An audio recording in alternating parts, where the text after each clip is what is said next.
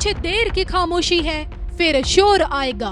मोदी तेरा वक्त आया है, दीदी का दौर आएगा। इसी शायरी के साथ आसनसोल से चुनाव लड़ रहे बॉलीवुड के शॉटगन कहे जाने वाले और राजनीतिक पिच पर अपने धुर विरोधियों की जुबान को खामोश कर देने वाले शत्रुघ्न सिन्हा एक बार फिर मीडिया की सुर्खियों में है। बंगाल की धरती से चुनावी हुंकार भरने वाले बिहारी बाबू शत्रुघ्न सिन्हा एक बार फिर दीदी की छत्र छाया में भाजपा के खिलाफ आसनसोल से चुनावी मैदान में है। 2 साल पहले यानी कि साल 2022 में तृणमूल कांग्रेस के साथ जाने के बाद शॉटगन अब बिहारी बाबू से बंगाली बाबू बन चुके हैं। आलम यह है कि इस चुनाव में बंगाली बाबू के अंदाज बदले बदले हैं। 19 का चुनाव हार चुके शत्रुघ्न सिन्हा ने अब तक पीएम मोदी को ललकारना छोड़ा नहीं है। इन दिनों पीएम मोदी के 400 पार नारे का मजाक उड़ा रहे हैं। भाजपा में 28 सालों तक रहने वाले शत्रुघ्न सिन्हा इस बात की भविष्यवाणी कर चुके हैं कि अब की बार कोई 400 पार नहीं होने वाला है, बल्कि 100 से 175 सीटों पर ही भाजपा का खेल खत्म हो जाएगा। और इसी के साथ मोदी को प्रधानमंत्री से प्रचार मंत्री बताकर जमकर जुबानी बाण छोड़ रहे हैं। आरोप लगा रहे हैं कि पीएम मोदी दुनिया के किसी भी लोकतंत्र में एकमात्र पीएम है जिन्होंने बीते 10 सालों में एक भी प्रेस कॉन्फ्रेंस नहीं की। टीएमसी सांसद सिन्हा साहब को ये लगता है कि जब भाजपा पिछले बंगाल चुनाव में 200 पार का नारा देकर भी दीदी से हार गई, दिल्ली और कर्नाटक में भी करारी शिकस्त खाई, तो इस बार भी पीएम मोदी के हाथ निराशा ही लगेगी। हालांकि अब की बार शॉटगन की सियासी भविष्यवाणियां कितनी सटीक बैठती हैं, ये तो 4 जून की तस्वीर बताएगी।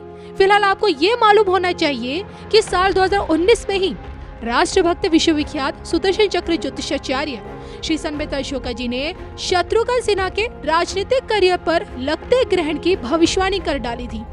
5 साल पहले देवभूमि नीम करोली बाबा के धाम से सिन्हा के चुनाव हारने की भविष्यवाणी हो चुकी थी और हुआ भी यही। पटना साहिब से भाजपा ने शत्रुघ्न सिन्हा का टिकट काटा और जब इसी सीट से सिन्हा कांग्रेस की तरफ से उतरे तो उन्हें रविशंकर प्रसाद ने भारी मतों से हरा दिया। हालांकि टीएमसी ज्वाइन करने के बाद शत्रुघ्न सिन्हा आसनसोल से चुनाव जीतने में कामयाब रहे, लेकिन क्या आपकी बार जीत के झंडे गाड़ पाएंगे? इसको लेकर क्या कहती है श्री संबित अशोका जी की भविष्यवाणी? देखिए सिर्फ और सिर्फ धर्म ज्ञान पर। बंगाल में शत्रुघ्न सिन्हा का क्या आप देखते हैं, उनका क्या फ्यूचर है? देखिए, शत्रुघ्न सिन्हा के बारे में की सीट पे वो लड़ रहे हैं टीएमसी आप भी ने भविष्यवाणी की थी कि शत्रुघ्न सिन्हा के बारे में बाबा नीम करोली से हमने भविष्यवाणी की थी कि इन्होंने बीजेपी छोड़ के अपने पैर पे कुल्हाड़ी नहीं मारी, कुल्हाड़े पे पैर मारा। वो आज भी वो भविष्यवाणी वहीं पे है। Now he is not having any future. मतलब वो जीत रहे हैं कि नहीं जीत रहे हैं? He is not having any future.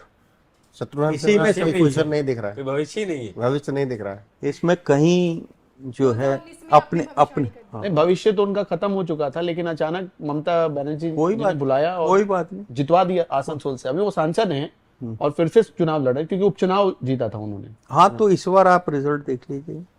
Babul Supriyo seat छोड़ के गए, वो बीजेपी की सीट थी। बाबुल सुप्रियो चले गए टीएमसी में, वो सीट खाली हो गई। मतलब वो हार रहे हैं। आपकी कहने का इशारा यही है, पवन सिंह ने सीट छोड़ के गलती कर दी।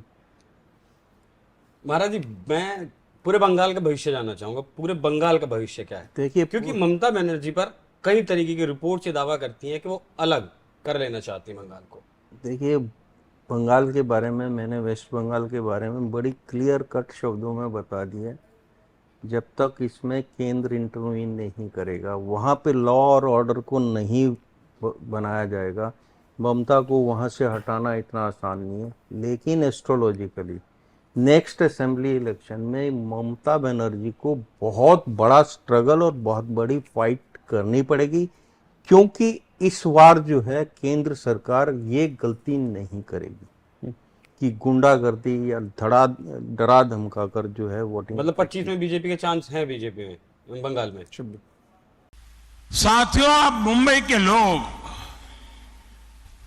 रफ्तार की कीमत सबसे ज्यादा समझते हैं। भारत के साथ आजाद हुए कितने ही देश हमसे आगे निकल गए। हम क्या किसी से कम थे? फिर कमी कहां थी? कमी उस सरकार में थी जिसने भारतीयों के सामर्थ्य पर भरोसा नहीं किया, विश्वास नहीं किया।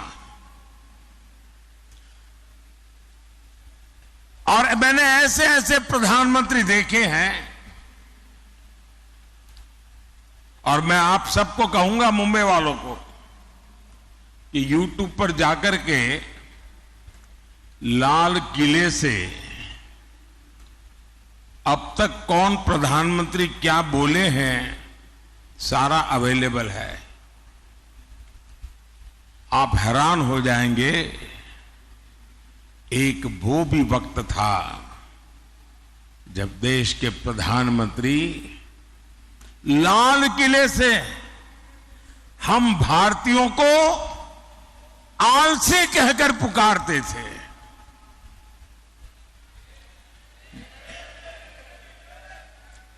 जिन सरकारों की सोच ऐसी रही हो, वो देश को कभी आगे नहीं बढ़ा सकते। मैं आज पूरी गंभीरता से कह रहा हूं, आजादी के बाद गांधी जी की सलाह पर अगर कांग्रेस को भंग कर दिया गया होता तो आज भारत कम से कम 5 दशक आगे होता।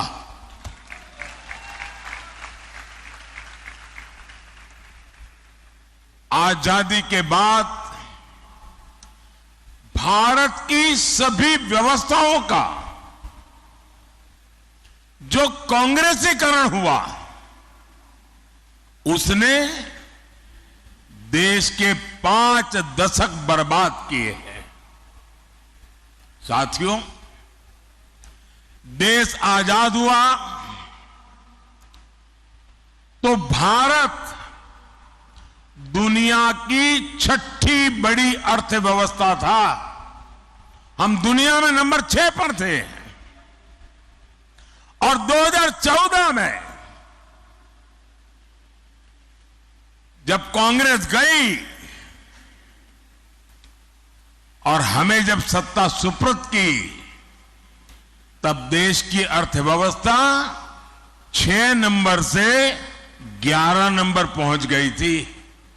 ये इन्होंने काम करके गए हैं। और जब से आपने इस सेवक को काम दिया, 10 साल में आज देश दुनिया की 5वें नंबर की आर्थिक ताकत बनकर के खड़ा है।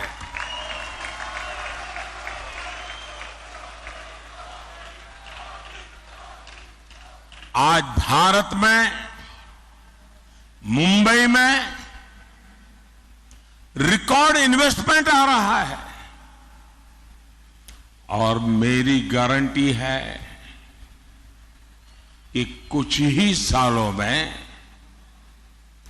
जब मैं आपके बीच आऊंगा तो हम दुनिया की तीसरी बड़ी आर्थिक ताकत बन चुके होंगे।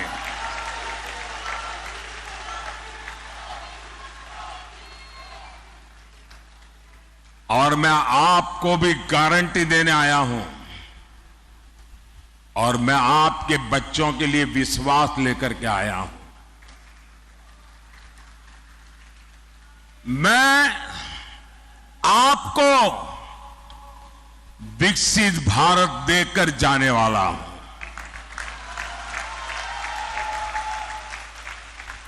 और इसलिए मोदी 24/7 फॉर 2047 के मंत्र के साथ हर पल आपके नाम, हर पल देश के नाम जी जान से जुटा है।